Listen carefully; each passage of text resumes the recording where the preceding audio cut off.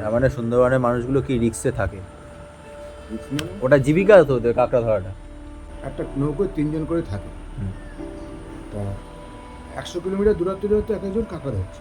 সত্যি ঘটনা? হ্যাঁ, সত্যি ঘটনা। দেখি ভাই, হ্যাঁ বলো। এবার যে পিছনে আছে সে কাঁকড়া সবাই তুলছে, তুলতে তুলতে একটা আওয়াজ পেয়ে গেছে। হুম মানে নদীটা কীরকম ভাটা পড়ে গেছে তো, নদীটা ওই যে আমাদের ওই পুকুর পাড় হুম আর এই মন্দির, এটা নদী। এই স্রোত ভাটা পড়ে গেলে জল কমে যায়, স্রোতের মধ্যে ওরা কাঁকড়া ধরছে। সুন্দরবনে? হ্যাঁ, না টাইগারে, টাইগার? টাইগার বলে একটা জঙ্গল আছে, আচ্ছা। বাঘের জঙ্গল। বাঘের জন্য। তা ধরতে ধরতে ওটা কি একটা আওয়াজ পেয়েছে। আওয়াজ যে পেয়েছে ও তাকিয়ে দেখছে বাঘ, যে দেখছে বাঘ ওই দাঁড়িয়েছে। আর বাঘের চোখে চোখে পড়লে না বাঘ সহজে আসতে চায় না। ও ভেবেছে বাঘটা ভেবেছে ওই গিয়ে পিছন দিয়ে ঘাড়ে ধরে, ও তো বাঘটা ঘাড়ে ধরে।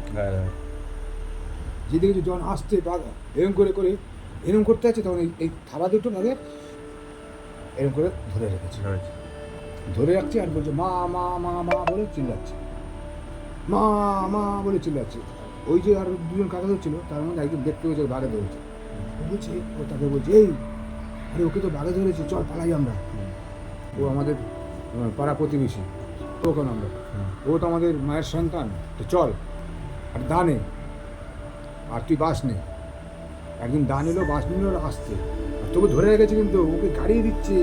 বাঘ এরকম করছে এরকম করছে, যখন কাছাকাছি এসে গেছে তখন ও কী করেছে বাঘের গলা যে গলা জড়িয়ে ধরেছে, মানে ঘাটটা দিকে চলে গেলো মুন্ডুটা বাঘে, আর কামড়াতে পারছে না, থামা মারছে।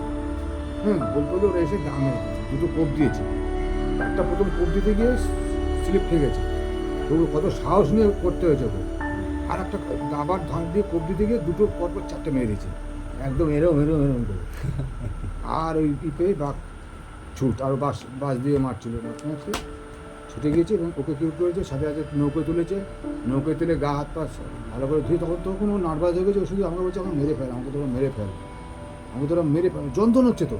কি করেছে বাঘ? ওকে যন্ত্রণা হচ্ছে? থাবা মেরেছে তো, এইখানে কানেরই পিঠে চাইদি রক্ত ঝরছে শুধু ওর শরীরে। ভাগের নোখ তো জানিস, কপাল ভালো যে ওই ছেলেগুলো গিয়েছে বাঁচিয়ে, অনেক হলে তো যেত না। যাক বাঁচিয়ে নিয়ে নৌকা, কিছু করার নেই। সেই রাত 11টার সময় নৌকা চালিয়ে চালিয়ে এসছে ঘাটে, তো সিরিয়াসনেস হয়েছে, ও কিছু যায় না। 3 দিন পর ওর জ্ঞান এসছে। তা তুমি শুনলে কার কাছ থেকে এটা? ওই যে যাকে ধরেছে তার কাছে মানে যে এরকম লড়াই করেছে তার কাছে? সে কোথায় আছে? বুবাইতে বাড়ির পাশে, দেখবি তখন বই যাস তো কানে গেলে কত বছর আগে ঘটনা এটা? 3-4 বছর 3-4 বছর? এখন আর গেছে তারপরে আর? ও আর যায়নি। ও সুন্দরবনের মানুষগুলো কি রিক্সে থাকে? রিস্ক মানে ওটা জীবিকা তো ওদের কাঁকড়া ধরাটা। তো অনেকে যাচ্ছে, এখনো অনেকে যাচ্ছে না যে তা না, বলে যে কপালে থাকলে হবে, জেনে শুনে ওরা যাচ্ছেন, কিছু করার নেই।